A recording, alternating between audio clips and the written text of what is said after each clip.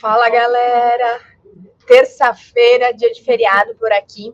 E a gente tem aqui mais um Blogs Experience para a gente conversar um pouquinho. E hoje o tema é mais que especial. Dia da Independência do Brasil, mas a gente vai falar de ativos internacionais e qual a importância da gente diversificar a nossa carteira. Hoje eu vou trazer uma pessoa que é especial para a gente aqui, que é o Alberto, Head de Carteira Internacional da Suno Research, para conversar aqui um pouquinho com a gente e trazer um olhar aí, por que a gente deve diversificar a nossa carteira. Fala, Alberto, tudo bem com você? Seja muito bem-vindo. Obrigada pelo seu tempo e que bom ter você aqui com a gente. Oi, Mai. Olá, pessoal da Blox. Olá, espectadores. É um prazer estar aqui. Eu venho acompanhando o trabalho de vocês de longe aí, né? Estão fazendo um excelente trabalho aí, disponibilizando investimentos alternativos para a população brasileira. E é um prazer estar aqui falando sobre investimentos internacionais, o que mais vocês quiserem perguntar. Vamos lá.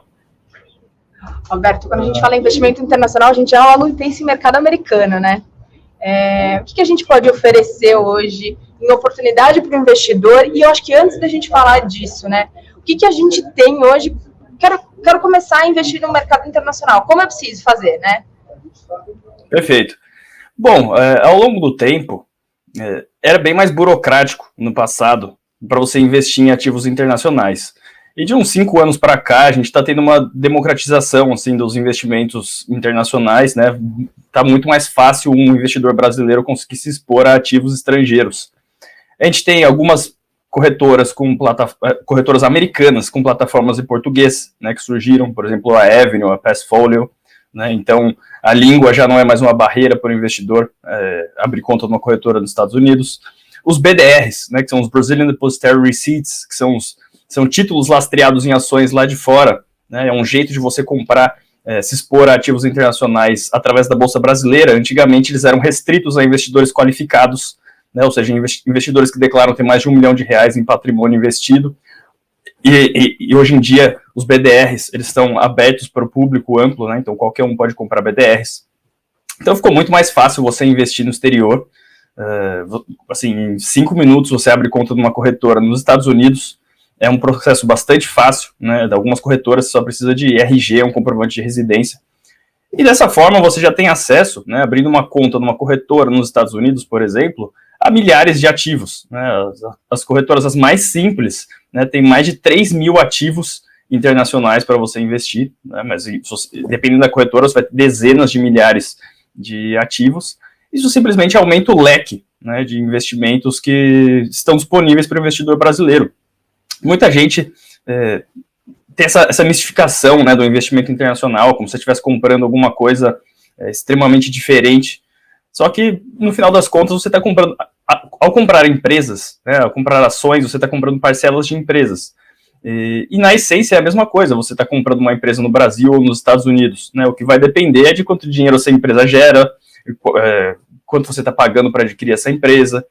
Pensa, um restaurante aqui no Brasil, né, se você fosse comprar ele, você ia comprar ele em reais e ele ganha receita em reais. Um restaurante nos Estados Unidos, você está comprando em dólar, ele gera receita em dólar.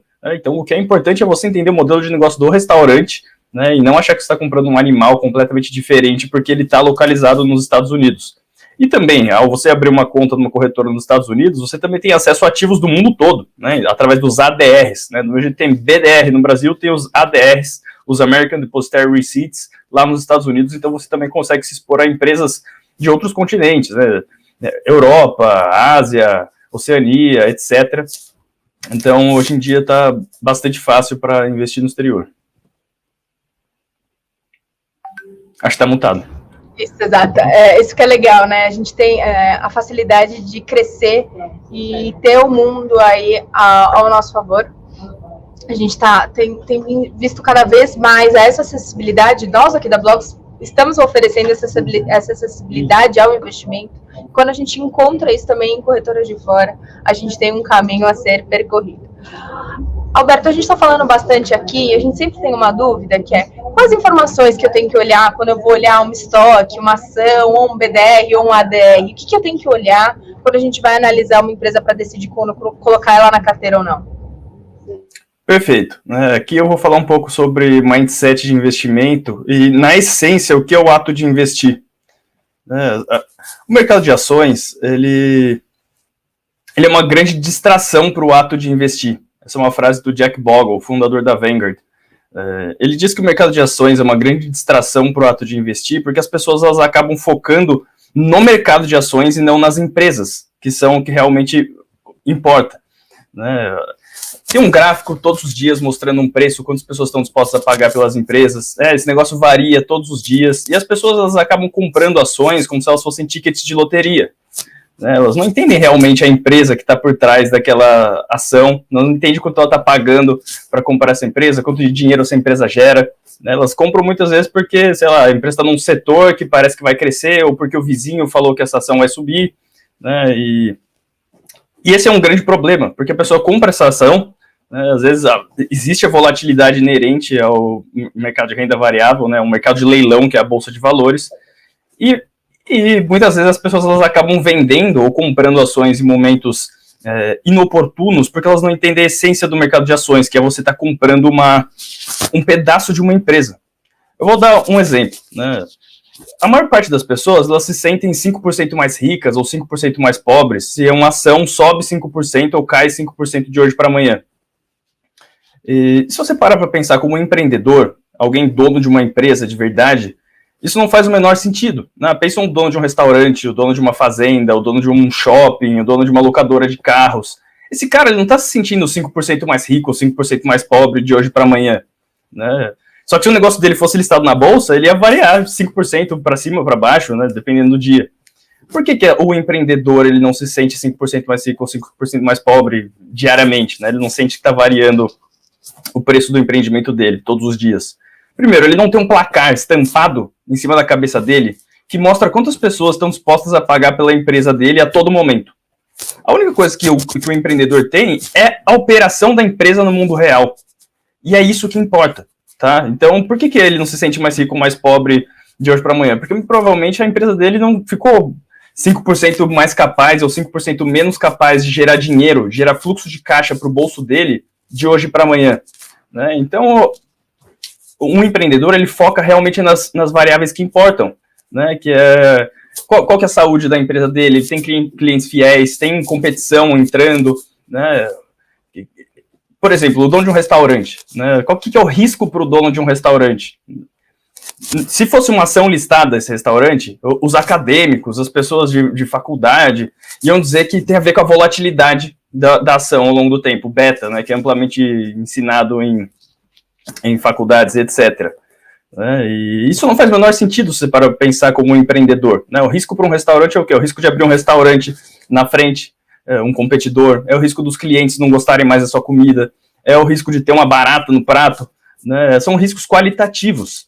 Né? Então, o que acontece é que as pessoas elas acabam decidindo investir ou não por causa do mercado de ações, porque a ação subiu, porque a ação caiu, porque o amiguinho falou, não porque elas entenderam as empresas. Né? Vou dar outro exemplo de como é contraintuitivo o mercado de ações e como as pessoas tratam eles como se fossem as ações como se fossem tickets de loteria. Quando que é a pior hora para o empreendedor, né, o pior cenário para o empreendedor sair comprando empresas? Né? Quando dia após dia as empresas estão cada vez mais caras. Né? Se está todo dia ficando mais caro uma empresa, você não fica muito feliz para comprar uma empresa. Agora, na bolsa, quando faz 5 anos que a bolsa sobe, é nessa hora que todo mundo quer sair comprando ação, né? Quer ganhar dinheiro porque o vizinho ganhou dinheiro e ele quer entrar nesse barco também porque ele não quer ficar de fora. Não faz o menor sentido, porque ações são empresas. Né? É a mesma coisa que do ponto de vista do empreendedor. E o contrário também é válido. Né? Quando que é a melhor hora para o empreendedor comprar uma empresa? É quando o dono de uma empresa passa por uma dificuldade e ele precisa vender a empresa dele barato para levantar capital. Agora, na bolsa, quando a bolsa está caindo, né, e as ações estão sofrendo, faz 2 anos que a bolsa só cai. Ninguém quer entrar na bolsa, porque a pessoa, não faz 2 anos que não sobe, eu não quero perder meu dinheiro. Né? E isso daí você está fugindo da essência, né, do que é investir. Por exemplo, se você fosse comprar uma fazenda no Mato Grosso, você está avaliando esse investimento e quer ver se é um bom investimento ou não. Como você pensaria? Né? Muito provavelmente você olhar para várias fazendas, você olhar, por exemplo, quantos hectares tem a fazenda, você estimar quantos sacos de soja você consegue tirar por hectare da fazenda, você ia olhar mais ou menos quanto que é o preço do saco de soja que você consegue vender, né, por ano. E aí você ia chegar mais ou menos numa conta de quanto de dinheiro você consegue tirar dessa fazenda para o seu bolso todo ano. Óbvio, vai ter ano que vai chover mais, vai ter ano que vai chover menos. Vai ter ano que o preço do saco de soja vai estar mais alto, vai ter ano que o preço do saco de soja vai estar mais baixo. Mas o empreendedor, ele teria uma noção de quanto de dinheiro ele consegue tirar para o bolso dele dessa fazenda. E aí o que ele faz? Ele compara quanto de dinheiro ele acha que essa fazenda vai dar para o bolso dele com quanto ele tem que pagar para adquirir a fazenda. Parece lógico, né? Parece óbvio. Isso, esse tipo de pensamento é a mesma coisa que deveria aplicar, né, numa tomada de decisão racional quando você opta por comprar uma empresa na bolsa.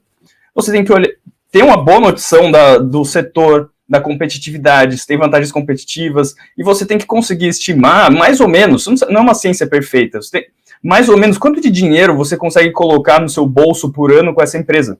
Do mesmo jeito que o dono dessa empresa tem a noção disso, né?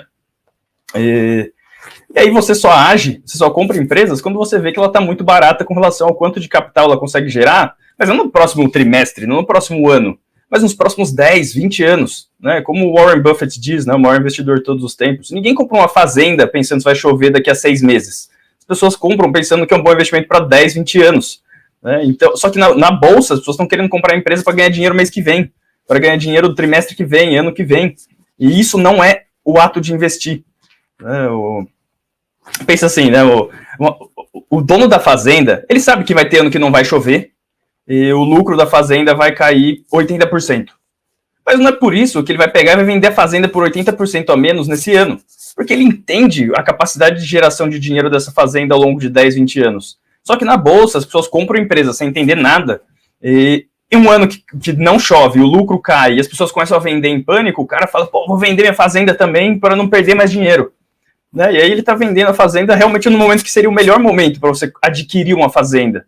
Né? Então, o primeiro ponto que eu trago do que é importante você analisar e entender antes de você investir em ações, seja no Brasil, seja nos Estados Unidos, seja na China, seja em qualquer lugar, é que você está comprando a operação de uma empresa no mundo real, que as pessoas que trabalham na empresa são pessoas, os clientes são pessoas, que os fornecedores são pessoas, é uma operação no mundo real, e você não tem que ter pressa para adquirir uma empresa, você tem que comprar aquilo que você sabe, não comprar como se fosse um ticket de loteria que vai subir porque você tem alguma narrativa legal na sua cabeça.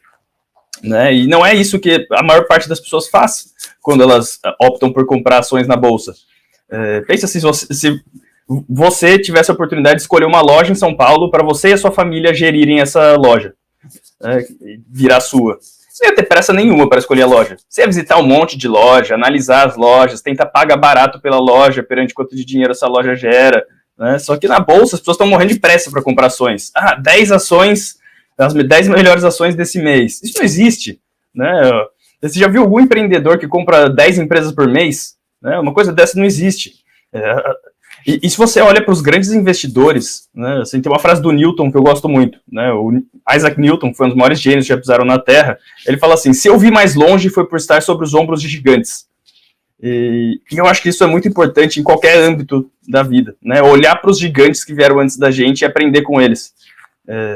Se o Newton, que foi um dos maiores gênios da Terra, dá crédito aos gigantes, eu acho que nós, meros mortais, podemos seguir o conselho dele, né? E hoje em dia, ainda mais com a internet, né? Pensa que você tem toda a informação do mundo na palma da sua mão, né? E isso é uma faca de dois gumes, porque do mesmo jeito que é maravilhoso você ter toda a informação do mundo na palma da sua mão, isso também pode ser danoso, porque qualquer coisa que você quiser acreditar, vai ter um grupo de pessoas na internet defendendo a veracidade disso. Você quer acreditar que a Terra é plana, vai ter gente defendendo que a Terra é plana na internet. E essas pessoas vão te fornecer pseudo-evidências de por que a Terra é plana, tal. E aí você vai ter uma discussão racional com outra pessoa e seu cérebro já vai estar vendido para essa ideia.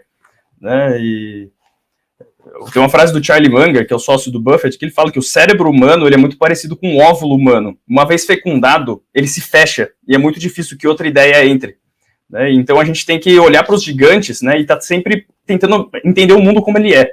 E não casando com uma ideia. Você vai entrar na internet, vai ter gente vendendo pirâmide de 10% ao mês, vai ter trader prometendo que você vai ficar rico, né? Então, usa a frase do Newton, olha para os gigantes, aprende o que os caras do mercado de ações que tiveram rentabilidade acima da média ao longo de 10, 20, 30, 40 anos, o que esses caras fizeram?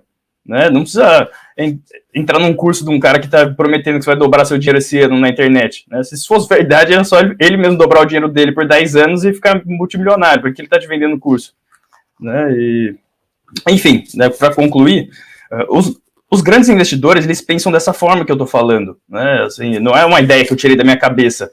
Eles estão olhando para as evidências, para as operações no mundo real, e eles não querem ter opinião sobre tudo. Ah, tá vindo empresa de tecnologia, empresa de alguma coisa inovadora, vamos comprar isso daí porque isso daí vai crescer, né? Isso daí é o pensamento normalmente da massa. E esses caras, eles normalmente compram as ações, fazem poucas decisões por ano, e compram quando tem muita margem de segurança, né? As pessoas estão vendendo tão barato por causa de algum pessimismo de curto e médio prazo, que você consegue comprar R$1 por 50 centavos. Né, olhando para a empresa, olhando como um empreendedor compraria, né, um ativo. Né? Se você olha na história do Berkshire Hathaway, do Warren Buffett e do Charlie Munger, né, que talvez seja a maior história de sucesso do capitalismo, enfim, no que tange investimentos da história, eles não compravam 10 empresas por ano, 10 empresas por mês, sei lá, que nem na internet você encontra gente falando. Né? Eles compravam uma empresa a cada 2 anos. Por quê? Porque gigantescas oportunidades, elas não aparecem sempre. Né? Não estou falando que é para a pessoa comprar uma ação por ano, né? Mas é só para ter em mente como o que é realmente investir, né? Que é comprar, investir e abrir mão do dinheiro hoje para coletar mais dinheiro no futuro. E abrir mão do dinheiro hoje é quando você está pagando para comprar a empresa. O dinheiro que você vai coletar no futuro não é uma cotação que vai subir misteriosamente porque a empresa é chique, né? Porque tem uma bela historinha por trás da empresa. O dinheiro que você vai coletar no futuro são os fluxos de dinheiro que essa empresa vai gerar para os sócios. Isso é óbvio. Pensa, se fosse comprar um restaurante, era exatamente isso que você ia pensar. Quando você está pagando pelo restaurante, quanto de dinheiro o restaurante vai te dar por ano colocando dinheiro no seu bolso. Se você comprar uma fazenda, mesma coisa. Se você comprar um apartamento, você ia pensar quanto de dinheiro de aluguel você consegue colocar no seu bolso. Agora, na bolsa, as pessoas elas olham para a empresa, vê um númerozinho lá que sobe e desce todo dia e ela cria uma narrativa na cabeça dela de por que isso daí vai subir, sem entender nada, né, de quanto a empresa está valendo hoje, de quanto essa empresa gera de caixa por ano, qual que é a durabilidade da geração de caixa, se ela tem vantagem competitiva e tudo mais. Então, acho que o primeiro ponto para você investir é você definir seu círculo de competência, você realmente entender as empresas que você consegue compreender o modelo de negócio.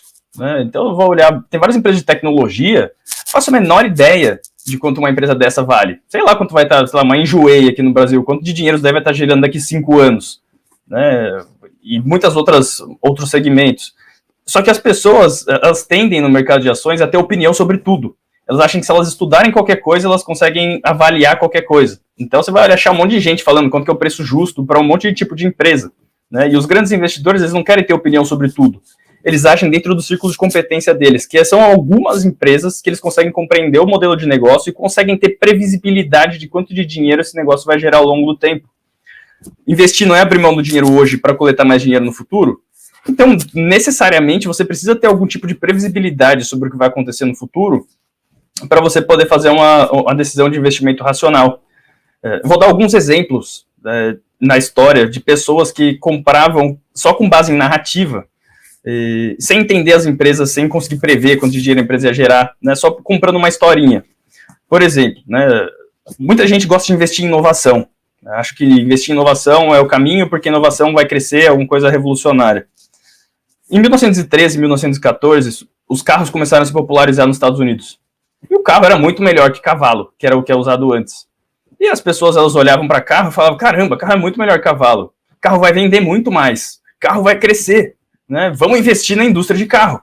Parece um pensamento lógico, né? Carro muito melhor que cavalo, o cavalo vai começar a diminuir o uso, o carro vai começar a crescer mais, vai vender mais, vamos investir em indústria de carro. Só que, né, o que acontece? Um monte de gente colocou dinheiro em empresa de carro. Surgiram 2.000 empresas de carro. Não existia evidências que mostrassem para as pessoas quais dessas 2.000 iam ter sucesso ao longo do tempo. Quanto de dinheiro a empresa A ou a empresa Z ia estar gerando daqui 4 anos, 5 anos, 10 anos. Né? Só que as pessoas elas compravam essas empresas como se fossem tickets de loteria para entrar nesse boom de crescimento. O que acontece? Você passa 2 décadas para frente, só 3 das 2.000 empresas sobreviveram. Todas as outras quebraram. de fato, não dá para você prever quanto de dinheiro uma empresa dessa está gerando ao longo do tempo. E quando você compra uma empresa pagando 10 vezes o lucro dela, 20 vezes o lucro dela, você está comprando 10, 20 anos de resultado dessa empresa. Então você não pode pensar só daqui a um mês, daqui a 6 meses. Né? E isso aconteceu várias vezes na história, não foi só com carro. Companhia aérea, em 1938, mesma coisa, o ser humano começou a voar mais, viajar mais, e pessoas, caramba, avião vai mudar a vida da humanidade. Companhias aéreas vão crescer, vamos investir em companhias aéreas. Aí o que aconteceu? Tinha 200 companhias aéreas. Ninguém conseguia saber quais delas iam vencer ao longo do tempo, quanto que ela ia gerar de caixa para você saber quanto você estava tendo de retorno, quanto esperar de retorno. Só que mesmo assim, as pessoas compravam essa tendência de crescimento. O que aconteceu? Os passos 60 anos para frente, nos anos 2000, você soma o lucro de todas as companhias aéreas, era igual a zero, porque o benefício foi para o consumidor, né? O crescimento não foi um crescimento rentável para o acionista. Você olha em 1950, TV popularizando nos Estados Unidos, mesma coisa. Nossa, ninguém tem TV, TV é incrível, todo mundo vai ter em casa, vamos investir em empresa que faz TV. Beleza, todas as empresas que faziam TV nos Estados Unidos quebraram, agora faz na Ásia. Nos anos 2000, a internet. Nossa, a internet vai mudar a vida das pessoas, a internet vai crescer pra caramba, né? Vamos investir em empresas de internet. E o que aconteceu? Por 5 anos, as empresas de internet subiam pra caramba, né? Pets.com, né? Umas empresas... Era uma questão nova, as inovações, elas são... você não tem previsibilidade no futuro, né? E investir é comprar o futuro. E um monte de gente comprava, pensa que assim, o cara comprava em 1995, empresa de internet, a empresa não ia dar certo no final das contas, mas as pessoas estavam com essa euforia. Aí, em 1996, subia. Aí o cara falava o quê? Pô, eu comprei, subiu, eu fiz a coisa certa. Vou continuar comprando, né? É o viés de confirmação. Né? Você fez uma coisa sem saber o que você estava fazendo, só que o mercado subiu, você acha que você fez certo e continua fazendo. Esse dinheiro fácil, essa notícia espalha que nem vírus pelas pessoas, né? O cara olha, pô, o meu vizinho que é mais burro que eu dobrou o dinheiro comprando empresa de internet, eu não vou ficar de fora, né? Então, por 5 anos, todo mundo que comprava empresa de internet parecia gênio, né? Enquanto o Warren Buffett, por exemplo, ficava de fora, as ações dele não subiam, e o pessoal ganhando dinheiro virtualmente com empresa de internet. Só que alguma hora a realidade chega. Se a empresa não gera caixa, né, ao longo do tempo para justificar quanto você pagou por ela, alguma hora o preço converge para o valor, né? Ou seja, o preço reflete a capacidade da empresa de gerar caixa. Pensa assim, um restaurante, pode ser um restaurante paleta mexicana, nossa, todo mundo gosta, mas passa 5 anos, daí não gera um centavo pro seu bolso, alguma hora as pessoas percebem que essa grande inovação não vai dar dinheiro, né? Enfim, e o que aconteceu? Nos anos 2000, estourou a bolha da internet, o pessoal que comprou, né, a maior parte quebrou, enfim. E os grandes investidores, eles não estão de olho no que é pop na internet, no que é inovação, né? Eles estão de olho naquelas indústrias que a empresa tem vantagem competitiva, então ela consegue afastar competidores. A indústria é durável, ou seja, daqui 10, 20 anos a probabilidade dessa empresa estar aí é gigantesca. No momento que ela está barata com relação ao quanto de dinheiro ela gera, né? E esses normalmente não são os investimentos mais sexys, mas se você olha para os gigantes, é o que eles fazem, né? Então, tome cuidado com as atividades de investimento que geram aplausos, né? Os grandes investimentos normalmente são contemplados com bocejos. Enfim, eu me estendi aqui nessa resposta, mas... Não, mas é ótimo, eu gostei bastante, porque eu acho que tem um ponto que a gente gosta bastante aqui, a emoção, ela gera frustração, né? Então, aqui a gente vê em todo mundo, a gente vê a galera comprando achando que um dia ia subir aqui no Brasil, a nova Tesla lá nos Estados Unidos, comprando Tesla, e a gente vê, vou comprar Tesla, é um movimento que é um movimento manada, né? Que a galera compra para todo mundo e não tem fundamento, e o nosso papel aqui é educar e mostrar que existe muitas coisas além do que todo mundo está comprando. Que a gente tem que olhar, a gente tem que ver composição de carteira, nós temos que ver o que você vai fazer para controlar a volatilidade, vou colocar ativo alternativo, vou colocar ativo fora do meu país, para a gente solidificar uma carteira, porque uma carteira sólida não é uma carteira que rende o tempo inteiro, e sim que ela tem um rendimento constante o tempo inteiro. Não sei se eu fui clara aqui, mas eu acho que você pode melhorar mais isso. Não, eu concordo, uma carteira excelente não é a carteira que está rendendo todo ano para cima, né? Eu acho que é exatamente isso, né? As pessoas acham que o bom investimento é aquele que você comprou e vai subir todo ano, né? E uma pessoa racional, ela não fica feliz em olhar para trás e ver que ela comprou a coisa que deu o maior retorno, né? Ela fica feliz em olhar para trás e ver que ela tomou a decisão mais racional com base nas evidências que ela tinha.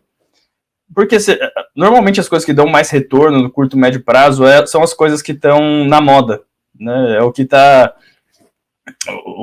todo mundo falando, né? Só que a garantia de retorno, né, se uma empresa ela gera caixa, né, você não depende da opinião dos outros para ganhar dinheiro. Né? Assim, se você compra isso é a diferença entre especulação e investimento. Se você especula, você depende da opinião dos outros para ganhar dinheiro. Se você investe, você não depende. Vou dar um exemplo. Você compra uma obra de arte, tá? Uma obra de arte ela não gera caixa, ela não gera fluxo de dinheiro. Então, para você ganhar dinheiro vendendo essa obra de arte, você precisa que as pessoas queiram pagar mais por ela do que você comprou quando você for vender. Né? Você está sujeito a oferta e demanda. Agora, você compra um restaurante por 500 mil reais, e esse restaurante te põe 100 mil reais no bolso. Né? Um restaurante é o exemplo que eu dou para ações em geral, né? Para que é fácil de entender. Você compra um restaurante por 500 mil reais, ele te põe 100 mil reais todo ano no bolso, você está tendo 20%, ou seja, 1/5 de quanto você pagou por ele, de dinheiro entrando no seu bolso todo ano. Né? Você independe de ter que vender esse restaurante por mais para outra pessoa para ter um retorno adequado. Né? Mesmo que esse restaurante fosse listado na bolsa, e uma semana depois que você comprou, as pessoas quiserem vender esse restaurante por 300 mil reais, em vez de 500 mil que você pagou, você não perdeu dinheiro necessariamente, né? Porque você ainda está tendo 20% de retorno, ignorando o valor do dinheiro no tempo, todo ano. Né? E isso é investir. Investir, se você está certo com relação ao mundo real, né? A capacidade da empresa de gerar dinheiro comparada com quanto você pagou, você não depende da opinião de ninguém para ganhar dinheiro. Né? E no longo prazo é isso que funciona. Né? Não adianta você ficar querendo participar de bolha, de ativo da moda, para ter o maior retorno todo ano, porque você nunca vai conseguir acertar. Né? Assim, até se você olha, por exemplo, esse é até um bom ponto, né? De você poder diversificar em classes de ativos nos Estados Unidos, Brasil, ativos alternativos. Né? Você pega o Ibovespa, de 2005 até o final de 2010, são 6 anos, tá? Então, do início de 2005 até o final de 2010. O Ibovespa deu um pau na SP500. A SP500 é o índice das 500 maiores empresas dos Estados Unidos. Teve boom de commodity, tá? Aqui o Brasil despontou muito mais. Em dólar, você olha a rentabilidade, se eu não me engano, o Ibovespa multiplicou por 4 e o SP500 ele ficou andando de lado. Então, não é porque as empresas dos Estados Unidos não se desenvolveram, tá? É porque passou por um ciclo econômico, né? As pessoas estavam mais animadas com ações de um país do que no outro, tudo mais. Teve a crise de 2008 que impactou mais os Estados Unidos. Só que ninguém consegue prever, né, qual economia vai andar antes do tempo. Beleza, né? Aí você pode falar, nossa, quem estava investido nos Estados Unidos era burro, quem estava investido no Brasil, inteligentíssimo. Só que tem algumas coisas que não tem como você prever. Né? Se você pega de 2010 a 2015, daí, do começo de 2010 ao final de 2015, o Ibovespa quer o 70%. Tá? Então, 70%, para você voltar onde você estava, você tem que multiplicar por mais de 3. Enquanto o SP500, ele basicamente dobrou. Né? Ou seja, aí inverteu o papel. Né? Quem estava investido fora teve muito mais retorno, né? Dobrou, enquanto quem estava aqui perdeu 70%, isso na média. E em dólar, né? Eu estou pegando em dólar. O que eu quero dizer com isso? Né? Você pode ter feito excelentes investimentos em ambos os lugares e em ambos os períodos. Só que não necessariamente o mercado vai convergir o preço para o valor no período de tempo que você decide. Né? Só que se você acertou no seu valuation da empresa, se ela realmente gerar os fluxos de dinheiro que você achou que ela ia gerar, o seu retorno vai vir. Porque não depende, um fluxo de dinheiro ele não passa desapercebido por muito tempo. É que nem o restaurante que eu estava falando, né, que gera 100 mil reais todo ano. Não faz sentido esse negócio ficar sendo negociado a 300 mil reais para sempre, porque alguma hora as pessoas vão perceber que se você comprar esse restaurante e segurar 3 anos, tem todo o seu dinheiro de volta. Né? Só que as pessoas têm muita pressa para ter retorno no mercado de ações. Ou um portfólio, em qualquer coisa que elas investem.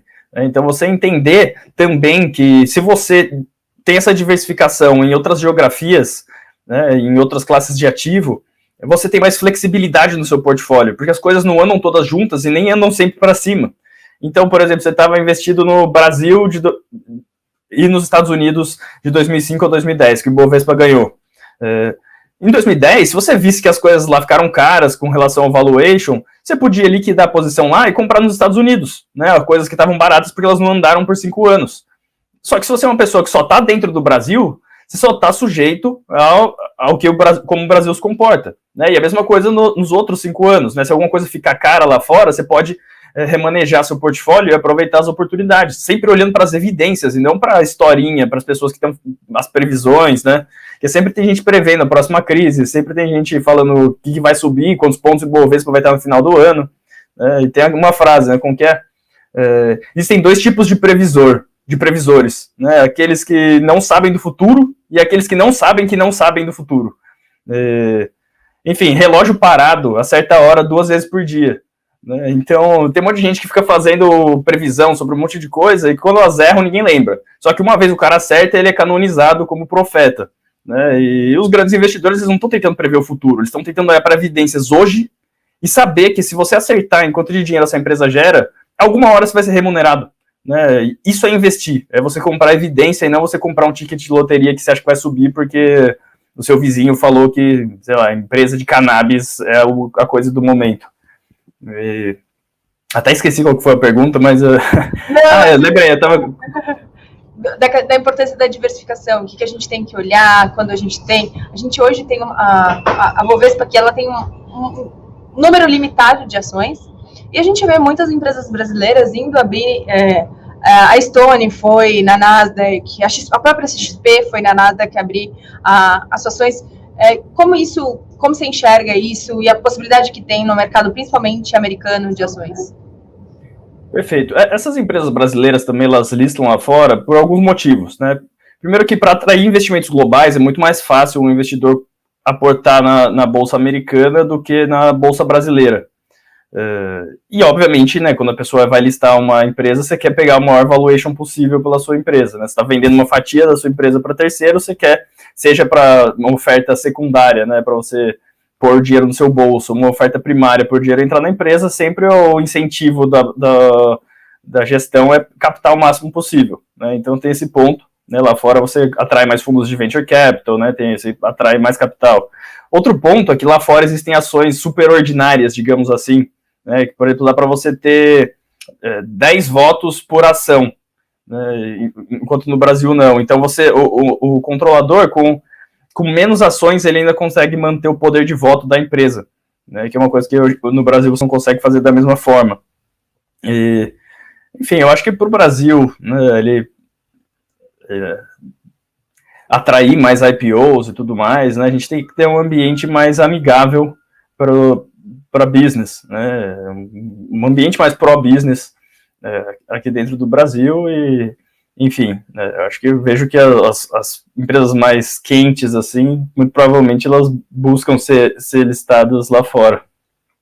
E tem um outro ponto, né, Alberto, que se eu estiver errada, por favor, você me corrija. A gente tem uma oferta de ações na Bolsa Americana muito maior. Eu não sei nem quantas ofertas de empresas listadas lá, enquanto que a gente tem um limite ali colocado, e toda vez que a gente faz um IPO é meio que uma festa, porque são raros, né, os que saem aqui na Bolsa brasileira. Não, você está certíssima, né? Aqui no Brasil a gente tem o quê? 400 empresas listadas, mas assim, não sei o número na vírgula aí, mas umas 400 empresas listadas. Ainda se você filtrar por governança corporativa adequada e liquidez, ainda diminui esse número. Enquanto lá fora, né, só nos Estados Unidos você vai ter umas 4 mil empresas, você ainda tem acesso, abrindo uma conta numa corretora norte-americana, a milhares de empresas de outros países também. Sem falar ETFs, né, que são os Exchange Traded Funds, são fundos negociados em bolsa, né, são maneiras de você comprar um índice, uma cesta de ativos, né, pode ser, sei lá, uma cesta de ativos relacionados a um setor, a cesta de ativos que replicam um índice, né, ou que replica alguma commodity ou coisa assim. Então lá tem milhares de ETFs também, né, você consegue investir, por exemplo, nas 500 maiores empresas dos Estados Unidos, pagando uma taxa de administração mínima. Enfim, né, tem uma frase do Peter Lynch boa, que ele fala: quem vira mais pedras ganha o jogo.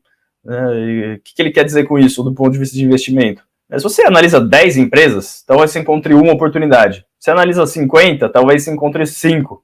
analisa 100, talvez 10, né, e para você ter mais pedras para virar, né, não faz sentido você ficar preso no viés doméstico, né, assim, é porque a gente é brasileiro, a gente sente que a gente conhece muito mais empresas aqui no Brasil, se sente mais confortável, como se fosse mais seguro investir dentro do Brasil, porque o ser humano evolutivamente, né, evoluindo de nômade, caçador-coletor, a gente cria preço por coisas que a gente conhece, né, pensa, você vivia na natureza perigosa, e você podia morrer, né, sendo atacado, né, por um urso, sei lá. Então, se você faz o mesmo caminho sempre, você sabe que naquele caminho não tem perigo, então, se você não morrer até hoje, você tem esse apreço pelas coisas que você conhece já, né, comida, você não sabe se é venenosa e tudo mais. Enfim, isso daí se estende até hoje, né, no mercado. A gente se sente muito mais confortável em investir numa empresa do Brasil, porque a gente é brasileiro. Só que, se você parar para pensar na verdade, né, tem muitas empresas estrangeiras que o próprio brasileiro conhece muito mais do modelo de negócio do que empresas no Brasil. Né? Você acha que o cara conhece mais sobre o modelo de negócio do IRB, que é famoso aqui, ou da Nike? O cara conhece mais sobre o modelo de negócio da VEG ou do Starbucks, do McDonald's? Né? Enfim. Ou da própria... É diferente. Conhece mais da Espaço Laser ou do... Não, é uma empresa que está listada na bolsa aqui. Ou de, por exemplo, um Google. Todos segmentos totalmente diferentes, mas pensando assim, de estar listado lá, né? E a gente conhece muito mais, a gente vive muito mais a realidade do americano do que a nossa, falando disso, né? Pensando nisso. M. Dias Branco ou vai comprar Tesla? Então, exato. Exato. O que a gente vive mais, né? Eu concordo. E por causa dessa mistificação, né, do que é investir no exterior, as pessoas elas ficam com medo de dar, às vezes, esse passo. Quando, assim, é aquilo que eu tinha falado, né, a diferença é que lá você paga em dólar, a empresa gera receita em dólar, se ela estiver, por exemplo, dentro dos Estados Unidos, né, então tem gente que acha que você está fazendo uma coisa super diferente comprando um ativo lá fora, é só pensar no restaurante, né, você compra um restaurante aqui no Brasil, você vai provavelmente pagar em reais, o restaurante gera receita em reais, lá nos Estados Unidos você vai pagar em dólar, o restaurante gera receita em dólar, mas no final das contas é um business de restaurante. Né, e o que importa não é ele tá no Brasil, ele tá nos Estados Unidos, mas quanto você está pagando por ele, se ele tem uma clientela fiel, quanto de dinheiro ele gera por ano, se tem uma boa gestão, né, etc. Enfim, fugir desse viés doméstico. O Brasil é só mais um país, né, ele não é o país. Pensa as pessoas lá fora, olham para o Brasil, deve ficar amedrontadíssimo, né, pensa, nossa, época do Collor, previdência insustentável, presidente que fala que cloroquina é bom. Você fala, caceta, esse país é maluco, né, só que porque a gente está acostumado, a gente se sente bem em investir aqui, então não estou fazendo um case contra o Brasil, eu acho que a gente tem sim que olhar para cá, porque muitas coisas aqui estão dentro do nosso círculo de competência, e faz sentido, né, a gente olhar para os ativos aqui, mas não precisa ter o preconceito, né, o viés doméstico, home bias, né, de achar que o Brasil é o melhor de todos, né, o Brasil é mais seguro, ou qualquer coisa assim, e simplesmente dá uma chance, né, de olhar para fora. Até comentando sobre diversificação, tem um ponto, tem muita gente que acha que assim, investir na bolsa é extremamente arriscado, né? Mas as pessoas falam isso porque elas não conhecem as empresas nas quais elas investem. Um exemplo, na época da greve dos caminhoneiros, né, eu tinha, sei lá, todo o meu dinheiro em 8 ações, e aí teve greve dos caminhoneiros, a bolsa, sei lá, meu portfólio caiu 30%, 40%. Aí tinha um amigo meu que veio falar comigo e falou, nossa, você é doido, você investe todo o seu dinheiro em ações, né? Olha que arriscado, caiu 30%, 40% na greve dos caminhoneiros. E aí eu olhei para esse meu amigo, a família dele, todo o dinheiro da família dele vem de uma consultoria que ele tem na minha cidade natal. Então, a família dele tem uma empresa. Se abre um concorrente na frente, 100% da receita da família dele vai ser impactada, né? Se a consultoria fosse listada na bolsa, ela ia ter caído 40% também. Só porque o cara ele vê a consultoria todo dia, ele sabe o que está acontecendo lá, né? Ele acha que o dele é extremamente tranquilo, dorme tranquilo de noite, mas eu que tenho 8 empresas que eu comprei depois de estudar pra caramba, que tem gente muito melhor que eu gerindo, né, na bolsa, isso é muito arriscado, porque caiu 40%. Isso não faz sentido nenhum. Né, para pensar, não faz nenhum sentido. As pessoas dormem tranquilas, tendo uma empresa, sem pensar em diversificação geográfica, sem pensar em dolarizar, sem pensar em nada. Dorme tranquilo, porque o cara tá lá na empresa, vem na empresa dele. E o cara que tem 10 ações, todo o patrimônio, é extremamente arriscado. Isso só acontece porque as pessoas não entendem a essência de investir, né? Porque as pessoas investem sem conhecer a empresa. Aí o negócio cai 40% na greve dos caminhoneiros, a pessoa não para pensar, pô, será que minha empresa ficou 40% menos capaz de gerar dinheiro nos próximos 10, 20 anos? A pessoa não pensa assim, ela só vai falar, pô, caiu 40%, deixa eu vender aqui antes que eu perca mais. E acho que esse é o cerne, assim, na Suno, né? Eu também sempre tento trazer essa realidade do que é investir para as pessoas. Porque no final das contas é muito menos uma ciência, uma hard science, que nem física, cheia de fórmula e regras, e muito mais uma soft science, né, uma coisa tipo psicologia, que tem muito mais a ver com o comportamento do ser humano, e você entender o que você está fazendo, os vieses e tudo mais. Enfim, o que a gente estava falando de home bias, né, de viés doméstico, também tem tudo a ver com isso, né, você reconhecer algumas coisas que são pré-programadas no seu cérebro evolutivamente para você vencer na natureza e perceber que essas coisas elas não são muito úteis no mundo moderno, né, e simplesmente tentar ser o mais racional possível. Investir na bolsa requer a racionalidade, né? Então, você não pode ser motivo no sentido de vou tirar, vou colocar ou não, você tem que requer racionalidade, muito estudo. Eu acho que para a gente caminhar aqui para o nosso final, Alberto, eu queria te fazer a pergunta que levou todo o nosso papo aqui, eu acho que está muito rico e instrutivo, que é, qual a importância de diversificar em ativos no exterior? Por que ativos internacionais? Por que a gente tem que diversificar? E vou te fazer ainda isso. E o que isso traz de benefício para a gente? O que a gente tem que fazer? Num olhar de portfólio de carteira, qual que é a tua opinião? E como o Alberto aí olha a composição de carteira, quando ele vai colocar uma carteira lá na Suno, o que ele coloca ali como ponto positivo quando vai escolher uma ação? Perfeito. Bom, meio que unindo as coisas que eu falei, para você comprar uma empresa, você tem que conseguir entender realmente essa empresa, né? Como se você fosse um empreendedor, sócio, dono dela. E se você está só no Brasil, primeiro, você está restrito às 400 empresas que a gente tem aqui. Tá? Então, dessas 400, ninguém consegue realmente entender as 400. Então, você vai filtrando com relação ao que você consegue realmente entender, que sobrem, sei lá, 100. Aí, dessas 100, você ainda tem que comprar elas quando elas estão baratas. Né? Então, quem sabe 10, e aí você tem que encontrar essas 10 dentre as 400, né?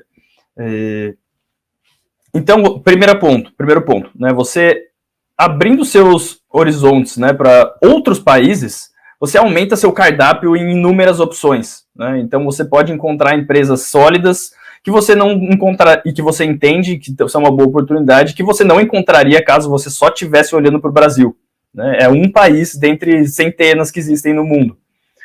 Segunda parte, né, tem uma parte que eu acho importante você ter investimentos no exterior, que é a parte de você ter uma fonte de renda dolarizada.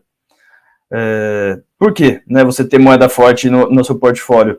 Em países emergentes, que nem o Brasil, às vezes a gente tem, por exemplo, crises hiperinflacionárias. Né, o Brasil na época do Collor, Argentina hoje em dia, Turquia, 2018, né, e isso pode destruir valor para o acionista, né, inflação demasiada, tudo mais, né? E se você está só concentrado nesse local, você não vai ter uma proteção, a não ser que a sua empresa tenha uma receita dolarizada contra essas crises, e além do mais, né, boa parte dos nossos custos e despesas no Brasil são dolarizados, né? Então se você não tem essa correlação no seu patrimônio, não tem essa fonte de renda em dólar, uma desvalorização do real pode encarecer muito seu custo de vida, né? Pensa, Netflix, um custo dolarizado, remédio, commodity, gasolina, a gente vendo aí. Então, se você tem uma parcela em dólar, né, e o dólar sobe, essa parcela do seu portfólio está sendo beneficiada, né? Essa fonte de renda, isso acaba, não que a volatilidade seja risco, mas isso acaba minimizando a volatilidade do seu portfólio. Isso também aumenta a flexibilidade, né? Porque assim, mercado é cíclico, né? Momentos o Brasil está caro, momentos o Brasil está barato, momentos os Estados Unidos está caro, momentos os Estados Unidos está barato. Isso para outros países também. Se você está só em um país, né? Quando está tudo caro, fica muito mais difícil você encontrar oportunidades. Mas se você olha também para outros países, quando está tudo caro em uma região, você pode liquidar elas e comprar barato nas outras, né? Que é uma alternativa que você não teria caso você só ficasse de olho em um país, né? Então, acho que por esses motivos, né, aumenta o seu leque, dolariza fonte de renda e protege porque você tem custos e despesas em dólar. E aumenta a flexibilidade / diminui a volatilidade do seu portfólio, eu acho que vale a pena, né, ter... Não necessariamente falar assim, vou investir no exterior, então você chega lá e compra 10 empresas essa semana porque você tem que investir no exterior. Mas com calma, né? Assina a Suno, vê os relatórios que eu faço, entende o racional por trás da empresa, vai adicionando uma empresa aqui, uma empresa ali. Né? Eu acho que um conselho também que eu daria é não ter pressa, né, para montar... O cara não investe faz 10 anos, aí o cara decide investir e coloca 100% do patrimônio sem estudar nada. Não é assim, né? Por exemplo, na Block, você vai, liga, faz perguntas sobre o investimento, entende exatamente o que é o empreendimento que a pessoa vai alocar capital. Eu acho que isso fica melhor tanto para a pessoa que está disponibilizando o investimento, quanto para o investidor, né? Você entende o que você está comprando, então você está muito mais alinhado com os riscos e com os upsides que você está incorrendo, né? Porque...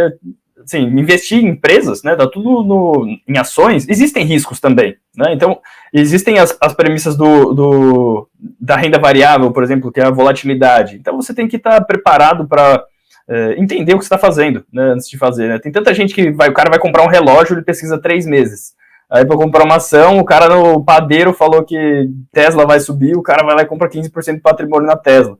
Não faz sentido. É um processo que a gente tem aqui de educação e voltando, a gente está fazendo aqui, trocando uma ideia, a gente não está fazendo nenhuma recomendação de compra de nenhuma ação. Eu e o Alberto, a gente falou de algumas ações, mas simplesmente os fundamentos que a gente tem para olhar uma ação, fundamentos nem tanto, mas os pontos que a gente tem que olhar.